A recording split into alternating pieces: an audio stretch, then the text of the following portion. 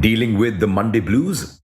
Well, we've got the perfect remedy. A super interesting story about a startup failure that will get you out of your funk. This story highlights how growth at all costs could sometimes be deadly. The story highlights how important corporate governance is for startups. This is the story of Zilingo. Grab a cup of coffee and read on. It all started in Thailand in 2015. Ankiti Bose, a bright young analyst working at Sequoia, visited Thailand's Chatuchak weekend market. While others shopped their hearts out, Bose identified a market gap. The sellers in the market had an amazing collection of clothes but no online presence. To fill this gap, Zilingo was born.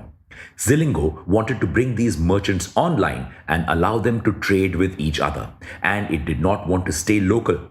Based out of Singapore, Zilingo wanted to take this to all of Southeast Asia. And it did. By 2017, Zilingo had grown its revenue 10x YOY and was growing 25% each month. It had received Series B funding worth $17 million from some of the biggest investors in the world like Sequoia and Capital India.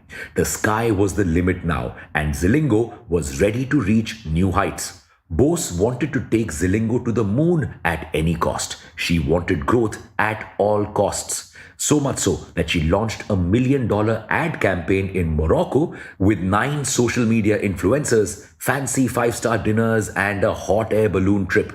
The plan? Bring 1 million users. Result? Only 10,000 users. That's a customer acquisition cost of $100. What's more, to encourage more merchant-to-merchant transactions, Zilingo started offering high discounts. It was essentially paying out of its pocket to enable these deals. The idea was that these discounts would onboard people, and once they got used to the platform, they would stick. Reality? A lot of merchants started booking fake transactions just to get money from Zilingo.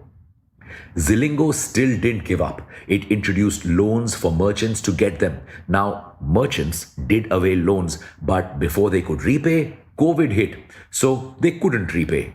This spelled trouble for Zilingo. Now, all of this spending had gotten Zilingo's investors worried. You see, Zilingo was so busy chasing growth that it wasn't submitting its financial reports. But the truth came out when Zilingo's money ran out. Like any child out of pocket money, Zilingo turned to its messiahs, investors. And to get money, it had to reveal to its investors that its cash burn was an insane $7 to $8 million per month. Investors had no choice but to rescue it by pumping in another $25 million in November 2020. What did Zilingo do with this money? Well, that's where things got fishy. Apparently, a lot of this money went into dubious deals and into the pockets of co-founders.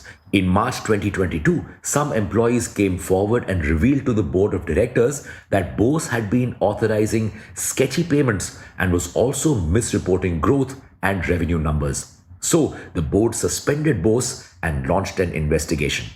What did the investigation find? Payments of $7 million to Algo Legal, a legal tech firm, $944,000 to Ebix Cash to develop an IT system, and $2.35 million to One Delta for testing this system. What's wrong about that? For one, there was no particular reason to pay Algo Legal. Second, Zilingo already had in-house tech. Why pay Ebix Cash to build tech? And third, One Delta was paid to check Ebix Cash's parallel tech even before Zilingo signed a contract with Ebix Cash. Sounds sketchy now? The worst part, Bose got a 10x salary hike from 2017 to 2019. Her CTO and COO also got a 3x and 7x hike without the board's approval. After all of this came to light, Bose was fired. Bose's reaction? She alleged that this was a witch hunt. She also made complaints that she faced sexual harassment by members of the company. Whether any of this is true or not, we don't know, but Bose got a lot of support on social media at the time. Some investors, however, believe that this social media drama killed Zilingo. What started off as an ambitious mission to transform Southeast Asia's fashion industry is now shutting down. The company is being liquidated instead of being acquired or saved. But we are still left with the question, who's to blame? Well, investors and employees are blaming Bose. Bose claims she's just the scapegoat here, the convenient target. In fact, she's recently filed a $100 million defamation suit against investor Mahesh Murthy for alleging that she took Sequoia's money. This shows that Bose is not willing to let her reputation sink. She's not going down without a fight. But is this a last attempt to cover up her misdeeds? Or is she truly a scapegoat? A year after the saga, we still don't know. What we do know is that corporate governance is the need of the hour for startups. As startups get money in their coffers, they often go the growth at all costs route.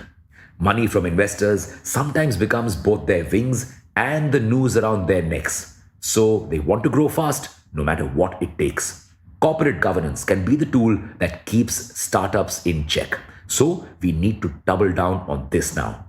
What are your thoughts on the startup ecosystem? How else can we stop such startup failures? See you in the next episode. Jai Hind.